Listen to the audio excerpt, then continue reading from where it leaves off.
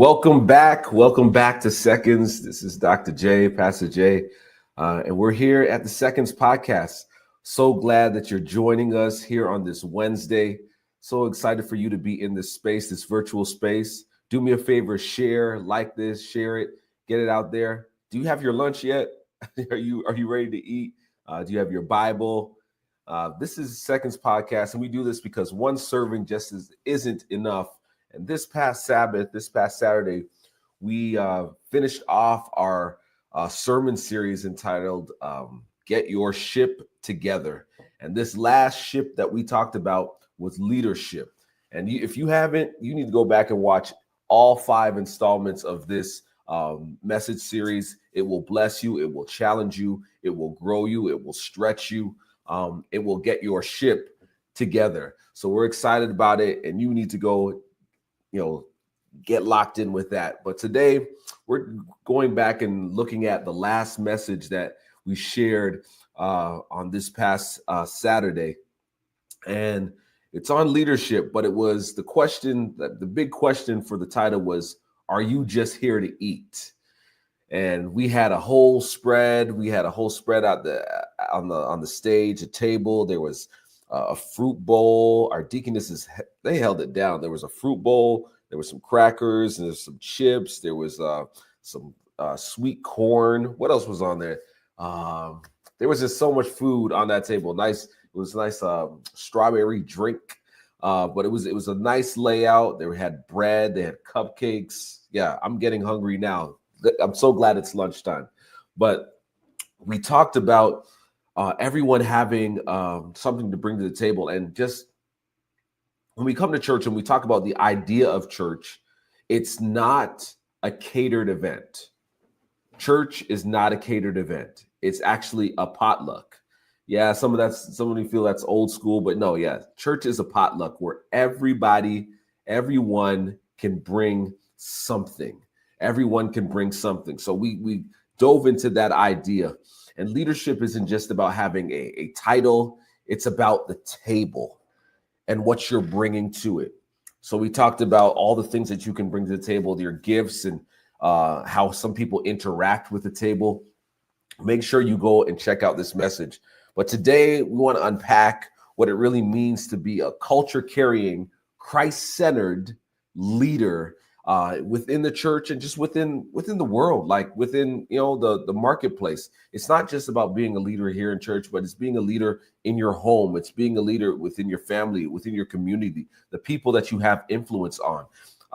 What does it mean to be a leader or an example, not just in the pulpit, not just in the church, but in the streets, in the highways and byways? And I think this is important because I think we're all called to lead somewhere. We're all called to lead something. And healthy churches, I serve here at Capital City, but healthy churches don't happen by accident. They happen on purpose. They happen with intention. And I think building great leaders, building strong leaders, building confident leaders will pour into the fact that this is an amazing church. This is a place where people can grow. This is a place where people can feel loved and feel supported and just be held accountable and all those things. Because great churches are built when leaders show up, when they speak up, and when they stay accountable. I want you to get that. This is very important. I need you to even write it in the comments. Great churches are built when leaders show up, when leaders speak up, and when leaders stay accountable. Those 3 things. So today's challenge is, I want to ask you all, and I asked you on Sabbath, but I really want you to dig in on this question. What are you bringing to the table? What are you bringing to the table? Actually, take a moment right now and even broadly, what is your favorite meal? Like if I was to invite you to a potluck today, what would be the meal that you brought to the potluck? What would be that meal that you brought and you'd bring? And because that's your go-to, that's your very special meal. That's the one that you throw down. You can cook it without a recipe. You can make it and doll it up and do everything you can. What is that meal? Put that in the comments so everybody can see. What is that meal? I see someone saying mac and cheese. Yes. But yes, we're going to dive in here today. What are you bringing to the table? What are you bringing to the table as a leader? And who are you making room for? Who are you making room for at the table? The table isn't set just for one, it's set for other people. So who are you making room for at the table? One of the big ideas or just dreams I think about often is in even preparing for worship and preparing for programming and just preparing for things that happen at the church is I'm making room for the people who aren't here yet. I'm making room for the people who aren't in this space, who can potentially come, potentially show up. I'm looking for the people. I'm creating programs for the people who haven't been introduced to Jesus yet. So it may look a little different from those who have met Jesus, who've accepted Jesus, because sometimes it takes a different approach to reach the people far from God. So who are you making room for at the table? I'm making room for people who are far from God. I'm making room for people who didn't come up in the church. I'm making room for people who need to be loved, who need to be cared for, who need to hear a message of hope and healing and restoration. That's who I'm making room for. So now that this table has been set, let's talk about what kind of leaders keep the table strong. And there are certain types of leaders that keep the table strong. There's certain type of people that keep the table strong, not just busy leaders, because we talked about busyness earlier on in this series, where we had the message about I was on the treadmill preaching and running and doing a lot of movement, but I was going nowhere, staying in one place. So it's not just busy leadership, it's biblical leadership, not just people with positions or titles, but people who have a godly posture. And if we're going to build culture, if we're going to grow in capacity, if we're going to raise up the next generation, then we've got to know what a good leader looks like. We have to know. We have to define it. So today I want to give us 7 characteristics of a good leader, straight from scripture, and then we're going to get straight to the point, and we're going to be on with the rest of our day. You're going to go and lead well the rest of your day, the rest of your week. We're going to lead well.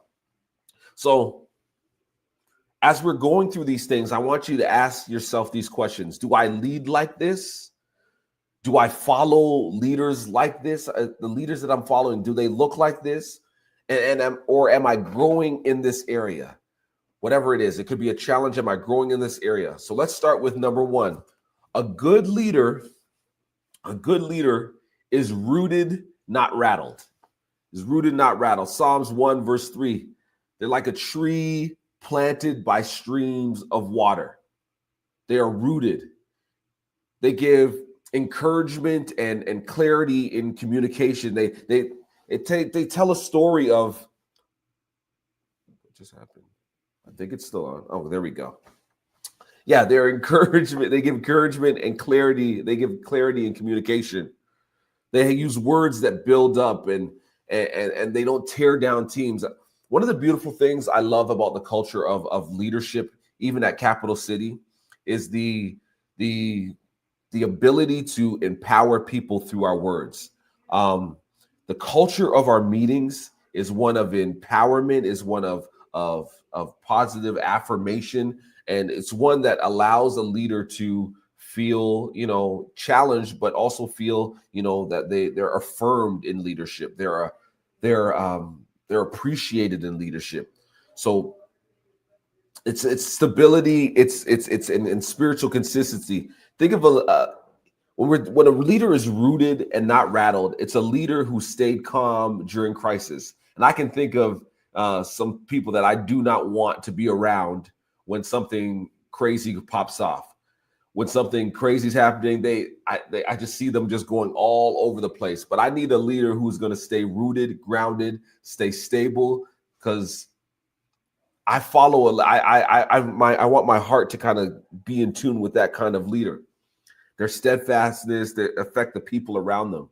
I can imagine even with my children, like when I'm rattled or when I'm off kilter, they're off kilter. And when I'm calm, when I'm chill, they look to me as like, oh yeah, I can be chill, I can be calm. So we need leaders who are rooted and not rattled. We need leaders that speak life and not just speak hype. So scripture is Proverbs 18, verse 21. The tongue has the power of life and death. The tongue has the power of life and death. Proverbs 18, verse 21. And we all know this, that life and death is in the power of the tongue. You have the power to speak encouragement, the power to speak clarity and communication. We're on a journey to clarity. Last year, our theme was clarity, clear vision, bold action. And we're still, like, even though we're into a new year and we have a new theme for the year called capacity, we're still trying to find clarity. We're still answering questions. We're still, breaking things down, making things simple, answering questions and giving clarity so that people are able to latch on. People are able to understand. People are able to grow together. We're not just talking about like the bells and whistles. Oh, that was great.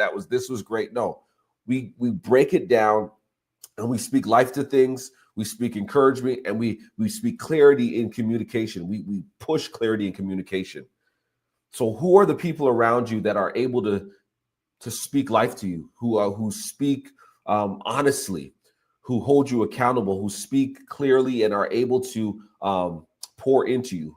Are you have those kind of leaders? Are you that kind of leader who speak life and not hype? So you got to be rooted, not rattle. A good leader speaks life, not hype. And then a good leader carries weight and doesn't pass blame. I know this past Sabbath, we did the whole illustration of the table, and we asked, what are you bringing to the table? But in addition, I painted the picture of someone who sits at the table, arms crossed, didn't bring anything to the table, and is just criticizing everything, criticizing the tablecloth, criticizing the cutlery, criticizing the color of the plates, criticizing the amount of fruit or the lack thereof, criticizing the vegetables, criticizing the color of the cups.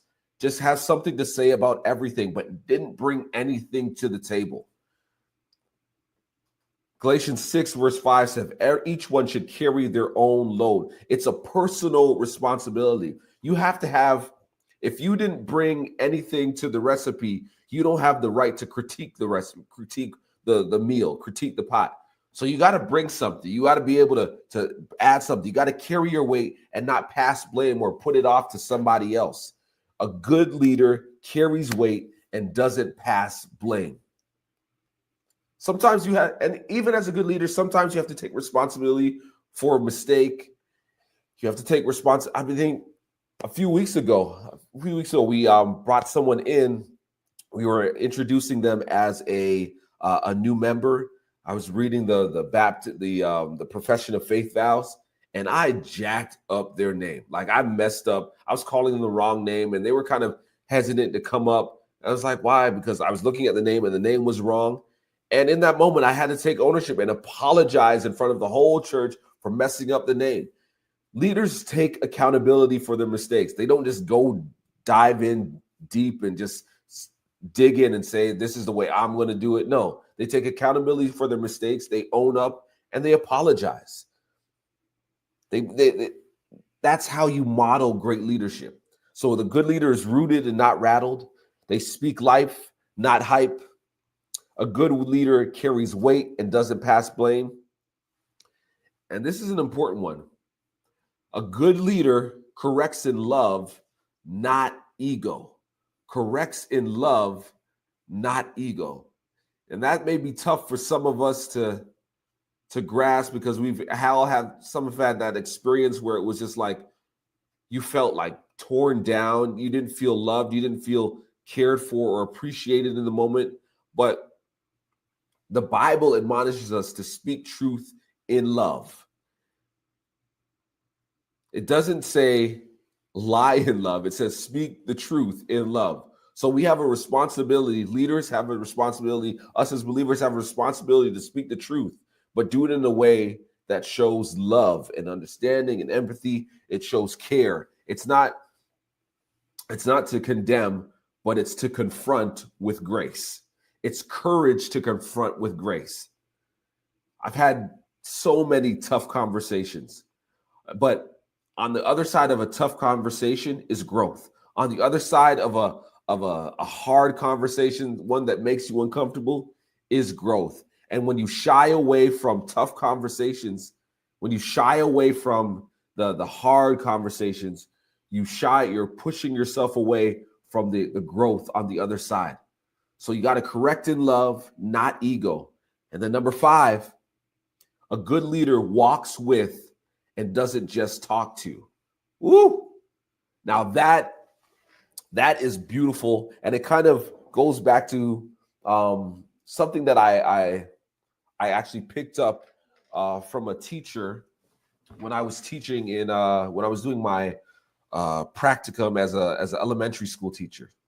It was a little saying she had, but she said that I do, we do, you do.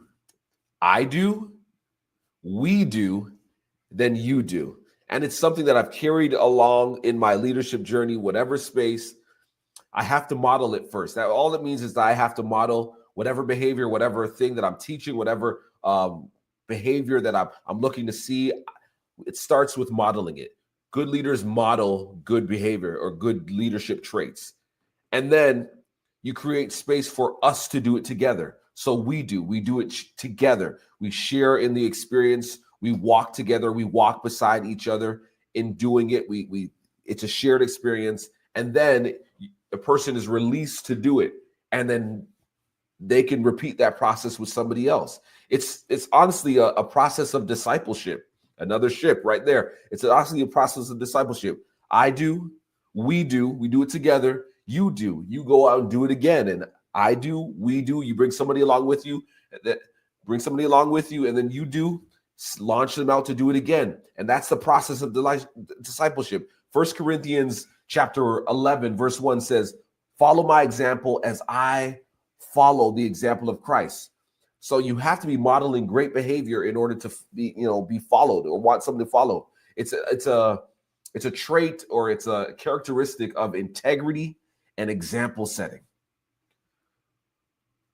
So the challenging question I have for you: who has led by example in your life, or who do you look up to? Who's that example? Who's that hero or mentor, or who's following you? What are the habits that people are picking up from you? What habits are people, are those who are walking behind you or walking beside you? What would they gain from walking beside you or walking with you? Good leaders walk with and don't just talk to. They don't just talk about it. It's not, you can't just preach from a stage. You have to live the life. You have to live amongst the people. And the stage is the smallest thing. It's how do you live your life? How do you walk out your faith? How do you live your faith? And then number 6, a good leader listens before leading. Whew. Yeah, I know you've heard this before. That's why you have 2 ears and 1 mouth, right? You're going to listen twice as much as you speak. That's what I've learned, and that's what I've adapted as a leader. And good leaders listen before leading.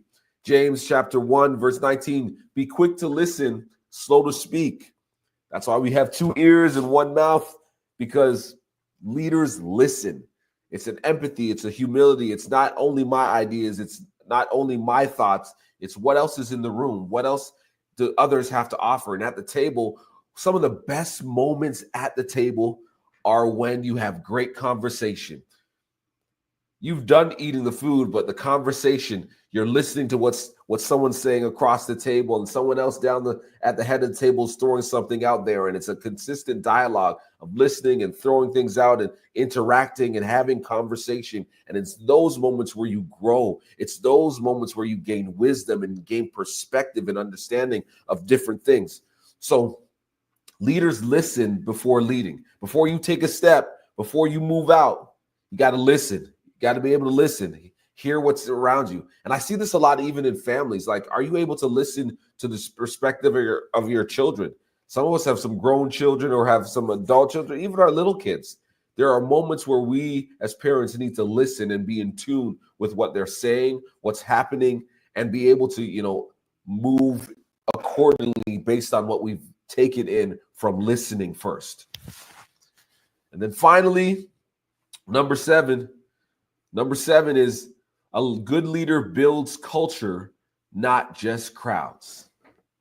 Crowds, look, let me say this. Crowds are great. A lot of people is great. Everybody loves a great crowd, loves the energy of the room when the crowd is there, but that cannot be the focus. The focus has to be the culture, because the culture is what draws the crowd, or whatever the crowd is, whatever the group is. When you have a nasty attitude, nobody wants to be around you. That's not a crowd.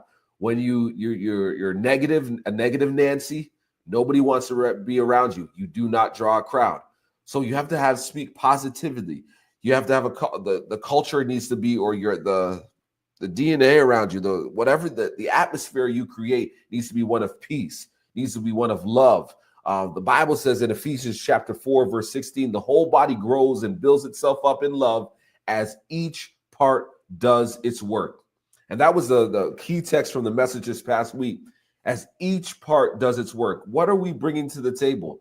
What are we adding to this pot? What is the spice and the seasoning, the flavor that we're bringing based on our experience, based on our upbringing, based on our culture? What is it that we're bringing? And a good leader builds culture, not just crowds, not just people. We don't just want people here to be here. We want people that are here on mission. People are here to bring impact. People are here who really want to take Sacramento for the King, take the world for the King. Let the message of God go out. Those are the type of people and the leaders that we want to see in the sphere. I can remember coming into this church and being a part of the leadership culture and being a part of the first meeting. Even before I moved here, I was joining meetings for Capital City remotely, and just seeing and understanding the culture of the community, the encouraging culture, the culture of gratefulness and appreciation. It's something that drew me in and allowed me to be a part. It wasn't something that I took lightly and something that I carry on. Church culture and just any team culture is not simply about numbers. It's about creating a space where people can thrive and grow. It's like having a garden set aside where people are watered, people are fertilized, people are able to, get everything that they need to blossom. And sometimes in a garden, know what else happens? Pruning happens. Pruning happens in gardens, and all those things happen in gardens, but we can't be afraid of those things. The culture has to be something that's intentional, and it's an environment of discipleship. Discipleship, when I sum up discipleship, it's love. It's love for people. It's love for their story. It's love for what they bring to the table. It's love for their gifts. It's love for everything that God has blessed them with. And it's an unconditional love. It's a love that empowers. It's a love that grows. It's a love that chastens. It's a love that, develops. And those are the type of leaders. Those are the type of people I want to be around. I'm sure those are the type of people you want to be around, leaders that listen before leading, leaders that are rooted, leaders that speak life, leaders that carry weight, that corrects in love, that walk with you, leaders that listen, leaders that build culture, not just are there for the crowd, not just there for the stage, not just here for the microphone, but really care. So I pray that, and I challenge you to be that type of leader in whatever space you lead in, whether it be in your home, whether it be on your job, whether it be in this setting. I challenge you to be the leader that God has called you to be. And I challenge you as we move throughout the rest of this week to continue to get your ship together, to pull it all together so that we can sail the seas of life and bring people along and populate the kingdom so that God's kingdom can be hastened. I love you all. Can't wait to see you. God bless. Have a great week.